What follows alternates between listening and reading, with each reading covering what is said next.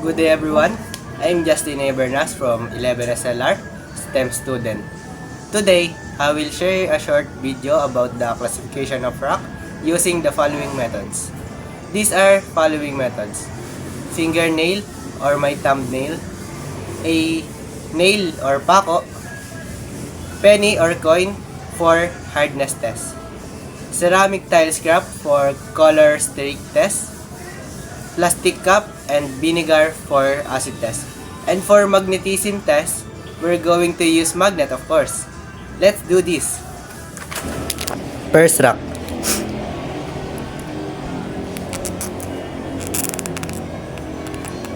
As you can see, this rock is so hard. Ang texture ng batong ito ay makinis. Second rock. Gaya ng una, ang batong ito ay masyado ring matigas. Pangatlong bato, ang texture niya is magaspang, di kagaya ng una at pangalawa. Pero kung nakikita nyo, kagaya ng una at pangalawa, masyado ring hard ang batong to.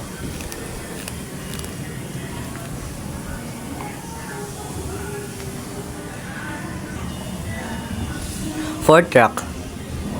Gaya ng pangatlong bato, magaspang din siya. And nakakakuha ko ng kaunting dust sa kanya, hindi katulad ng tatlong nauna.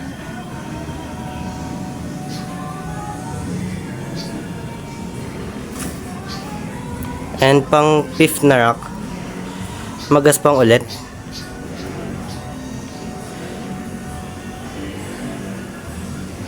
At kagaya siya nung pang-apat, nakakuha rin ako sa kanya ng kaunting dust. At ang panghuling bato, para siyang pinagsamang makinis at magaspang. May part na makinis, may part din naman na magaspang. At pero kagaya rin siya nung mga ilang naunang bato, masyado rin siyang hard.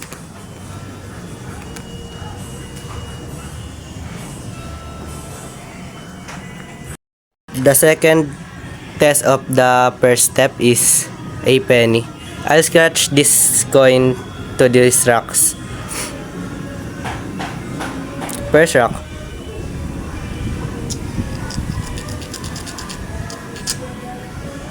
Hindi rin ako, masyado rin pa rin siyang hard kahit na barya na yung kinukuskus ko sa kanya.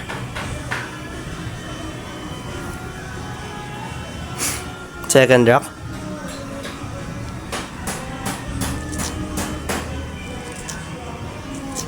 Dito sa batong to, nakakuha ko sa kanya ng kaunting scratch. Ayan, kung nakikita nyo sa video. Third rock.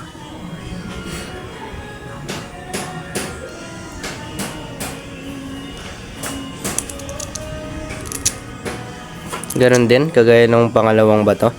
Nakakuha rin ako sa kanya ng kaunting scratch. Fourth rock.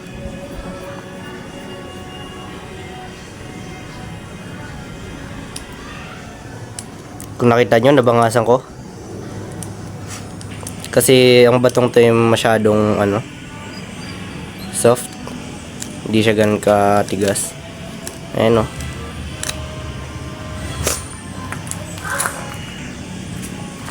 The fifth rock.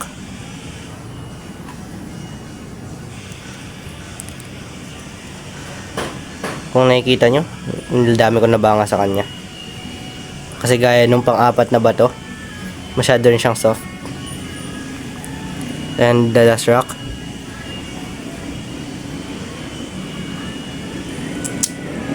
Nakuha lang ako sa kanya ng scratch.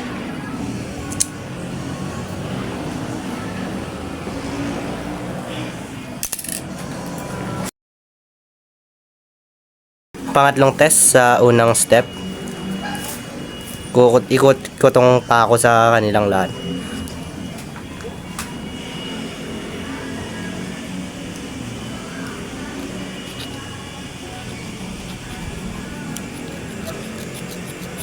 Sa unang bato, nakukutit ko siya at nakakuha ko sa kanya ng dust. At para siyang chok. Ayan o. Para siyang chok. Pangalawang bato.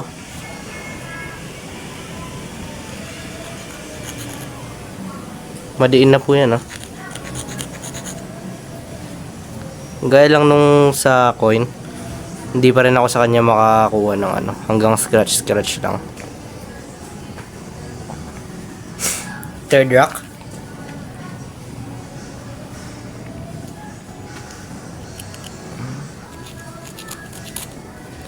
Ganun lang rin, kagaya lang sa pangalawang bato.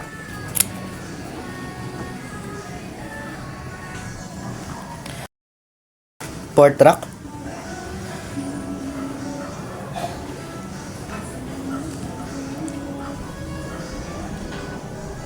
Kung nakikita nyo, yan.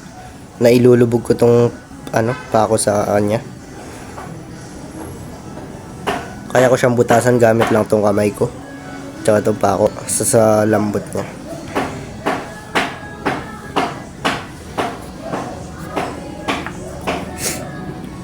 Panglimang bato.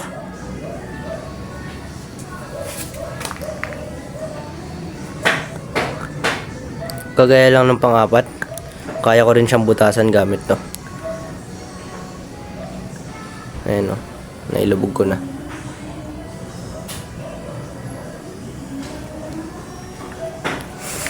Pang-anim na ba to? Ingay naman ng kapitbahay. Ayaw puta. Ayan. Hanggang scratch lang rin.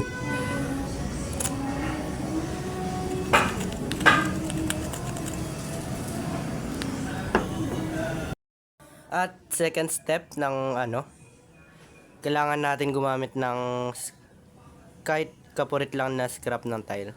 And ikukuskus natin dito yung mga bato. Tingnan natin kung makakuha tayo ng mga color sample, ganun. Unang bato.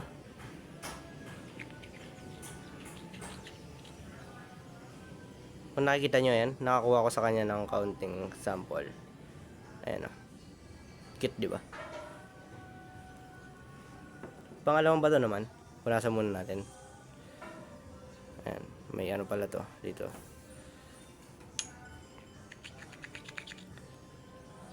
Ayan.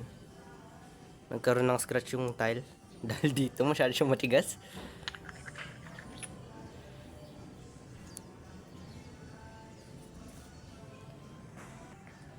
Ito naman, pangatlong bato. Wala akong makuwang sample sa kanya. Pang-apat.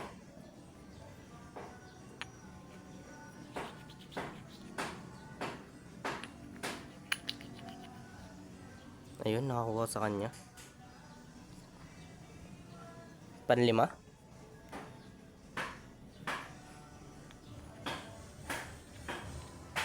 Nakakuha rin ako. Pang-anim.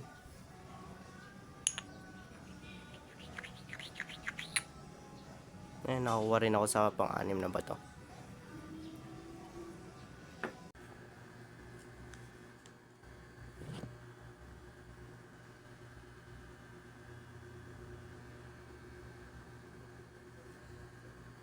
Unang bato. Ayan, kung nakikita nyo, madaming bulang lumalabas sa kanya. Pangalawang bato. Ilagay ko na.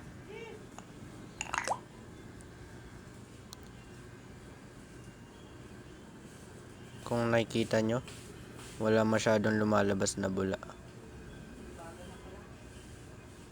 Hindi siya katulad nung naunang bato na nilagay ko sa suka.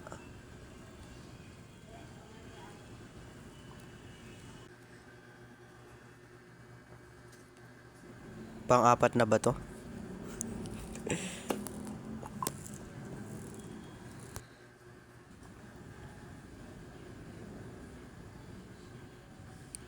Ayan, kung nakikita nyo, parang katulad lang rin siya ng pangalawang bato.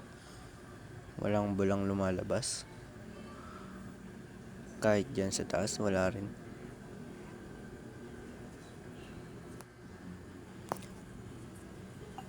Ang apat na bato.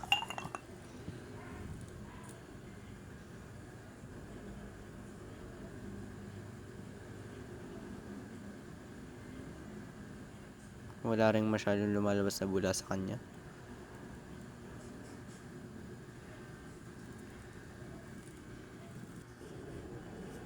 Panlimang bato.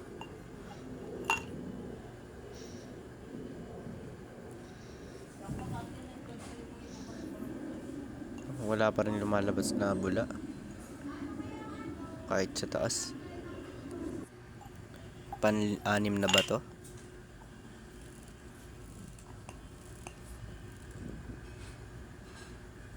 Hindi na kasya.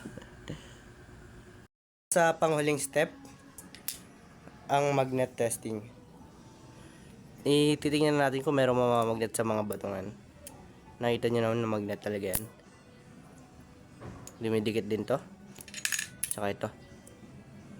Magnet yan. Unang bato. Wala, hindi siya namamagnet. Pangalawa. Ganun din. Hindi rin siya namamagnet. Ay, nahulog. Pangatlong bato. Wala, hindi rin namamagnet. Pangapat. Wala rin. Panlima. Hindi rin. Wala rin. Kung nakikita nyo lahat sila, hindi sila namamagnet.